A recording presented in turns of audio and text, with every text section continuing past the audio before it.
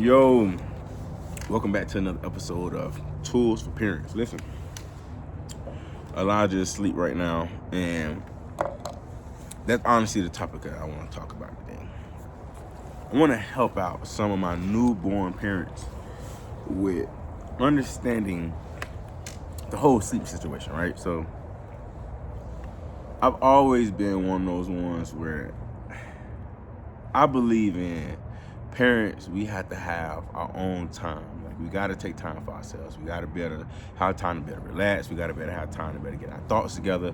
If it's a bad day, far as like sickening, the baby's crying, got a million and one things else on our plate, we have to be able to find ways to take time. And I definitely think naps are some of the most efficient times whenever you can get those breaks in. So let's talk about breaks. Let's talk about naps. So again, I have sits, and when it always came to putting to sleep, I was the melatonin. I ain't have to give it to you. It's easy, right? Even from the oldest to this day right now, as far as, some of the best resources you can use for a child that's like over the age of like 4, when it comes to getting those naps in. If you having a hard time right now, they done grew out of them. Sun. It may sound crazy, but the sun. You take your kids outside, get them running, get them exercising. I tell you, I promise you, by the time you pull up to the house, I don't care if it's 5 minutes to an hour away, they will be asleep. They'll skip lunch if you take them outside at the right time. Sunlight is the biggest melatonin for kids when it comes to being over the age of 5, and when it comes to putting them to sleep. You ain't got to do nothing else. Just get them outside, put them in the backyard, put them in the front.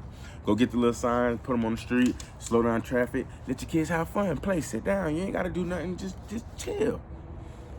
But sunlight is the biggest when it comes to older kids. At least right now, if I take her to the park with her siblings, she's 13, she will be asleep as soon as we get home.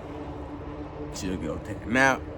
And it's useful, it's beneficial. But anyway, newborn parents, that's who I'm really mainly talking to. And I'm also talking to my parents who's having a hard time with putting their babies to sleep.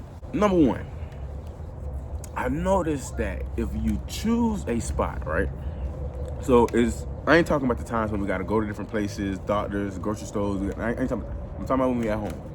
If you choose a spot for a baby to sleep at and you do that spot consistently, that's one of the biggest helpers off rip. Like, already, you making a child be comfortable to this spot. Stop moving them around the house. You don't got to keep moving them around the house, keep changing this, you keep moving the mattress, put them in one spot. It's not going to be like that every day, I understand.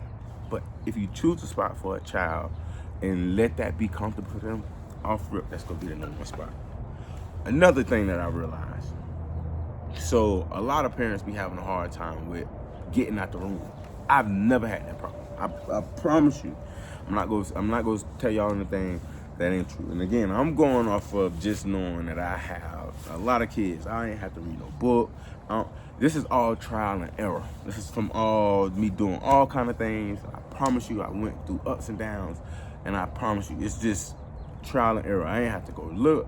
This is me doing my own research. Me and the wife going through different things, strategizing, bedtimes, this, but I'm giving you everything that I know, right? And these things that I'm telling you have proven to work out with all of mine. And even whenever I babysit babies, I can put them down. I promise. I don't care what kind of routine they had at their house. If they come over here consistently and they cool, I can promise you, nap time, they go be napped before you come get your child. And I'm always big on that. If you allow your child to come over, I'm gonna get them a nap in if they want, if they at that age. And when you come pick them up from after their little play date, you gotta reset baby. A reset baby, trust me. But getting out the room is a hard thing that I notice for parents to try to do. And one thing I realize is, so patting a baby on the back, motion, sound, noise, it's actually soothing to a baby. And a lot of times we be so, shh, oh, turn on the TV. No, again, one thing I realized that also a big tip is routine for a baby. However, if a baby don't understand anything, a routine to somebody who's mature to where you could tell them, they could just automatically know, you don't have to say nothing, is another thing. But a baby don't know nothing. So you have to make the routine be their routine, and you have to put them on a routine. So keeping the same things on, whether you pat in the back, whatever, is it also a good stimulant for a baby? It stimulates their mind, their body, they get used to it. But this is the part that you gotta also learn when it comes to getting out that room.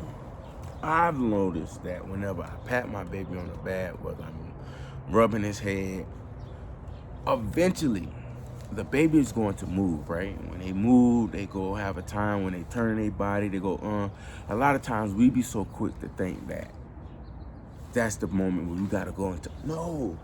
Whenever you rub your baby and they move, stop. Allow your child to realize that eventually that feeling is going to go away. You want them to initiate the sleeping on the first time. So basically what I mean by that is, like, what I was doing with all mine was, originally I rub their head for a good minute, right? When they move, I stop. Before I give them the chance to realize I'm gone and I move again, I touch them again. But it's like for 30 seconds this time I'm rubbing his head, then I stop. Another 30 seconds, I go back. I promise you, by that third time, I don't gotta touch him anymore. I allowed the first that first minute, I did everything I was supposed to do, whether it was pat the back, keep them in rhythm, give them a nice back massage. But after they moved that very first time, I stopped. And before you allow them to move again, hurry up and go back, but do it for 30 seconds next time. Stop. Do it for another 30 seconds and stop. I promise you, it's the craziest thing, but it'll get you out that room. Allow your child to know that allow the baby to know that the feeling or whatever it is going to stop. Also, another thing, if you keep if you want to watch TV in your bedroom while your baby is asleep, watch TV. Listen, if you want to go out there and vacuum your living room, close the door and vacuum your living room. Stop allowing these little small sounds be the reason why your child keep waking up and you not having a good night. Because that's all you're doing. Every time you turning off something and you making it as quiet as possible, you making it to where you can't do nothing. Allow a baby to be comfortable. Put your baby to bed, but you don't have to turn that off. It's not bothering them. Trust me. You're not bothering them when you're watching TV. You're not bothering them if you vacuum outside. You're not bothering them if the doorbell rings. I made a video where I showed how I had the TV on and I was talking normally while I was folding clothes in the room, and he didn't make a move. He didn't even move. You want to be able to have a good night at nighttime whenever you go to sleep too. So allow your baby to have the same thing. Allow them to be comfortable. And routine is important. Stop turning off. You don't do none of that. Trust me. I'm giving y'all the game. And I promise you these things work and they help out. So last tip is actually for my dads. Now, moms could kind of try this. And only reason why I say dads is the simple fact of we all know babies act different when it comes to mama. There's some things that mama could do, dads just can't do. It's just the bond. But there's also some things that dads we can utilize that mamas really can't do. Or I should better yet say when it comes to this is mamas allowing themselves to do this. If you feed your baby, right? If you change your baby, I'm talking about your baby got on some nice clothes. I'm talking about ready for bed. You know they tired, they done scratched at the eyes. I'm talking about just, if you know everything is set in stone for a good nap. I've been able to do this with all my kids, and I promise you it has worked. It has never failed me. And it's crazy because mama know it works too, because she'll know that I could do this and she can't do it.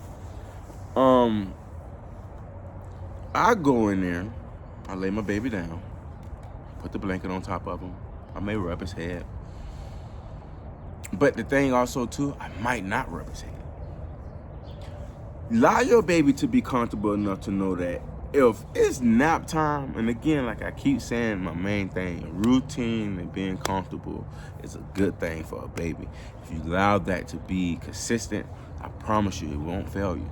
But if you know that your baby or your child is ready for the bed, put them in the bed and walk out the room. There's nothing wrong when they cry a little bit. But the main goal is allowing them to know when it's nap time, and nap time is right now. And I promise you, when I tell you that this works to the point of where, when I say that they may cry, after, and I'm telling you for dads, it's going to work tremendously for us. After a good I say a good week. Not even a good week. I really want to say a good 4 days. I promise you, for months until after they start putting themselves to sleep, they'll never cry again.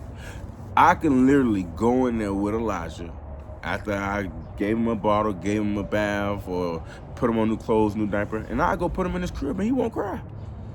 He'll just look at me, get his blanket, roll over, and go to sleep. Like, I allowed him to understand what nap time is. And if I gave him everything that he needed, again, nice little stomach, or I give him the bottle, it shouldn't be I allowed him to understand there's no reason to cry. To where I can really go in there, and I've been able to do it with every one of my kids. I could take them in a room and I'll walk straight out. You ain't gonna hear no crying. And if you do hear crying, it's okay. Let them cry for a little bit. They might cry for a minute or two. It's okay. And that's why I say also, when I say only dads really could do this, because sometimes mama's not gonna allow their babies to cry. My wife know that if she done tried, she'll give him to me, and I go in there and I take him in there, and if he cry, she ain't gonna go in there. She know it's going to work. She won't go in that room. But if she go in there and she try to go lay him down and walk out, he start crying, she go right back in the room. That's her. That's But I'm only saying this because dads, I know for a fact that it works with us, because it's just the bond that we have with the baby. Again, my wife be having to give my baby a whole spa pampered bath. He get rubbed, lotion, cream, ointment, and he'll still be crying when she put him down. I'm not about to do all of that. You ready to go to bed at the top of bed, and it works. So again, hopefully this video helped out. Hopefully it's been able to get you to better understand. Just honestly, again, it's trial and error, but try different things. But the main goal is you should not be in that room for a long time. And when it's nap time, it's nap time. Allow them to understand that. Give them ways to know that. And I promise you, we all go have some good sleeping in the house. Catch y'all later.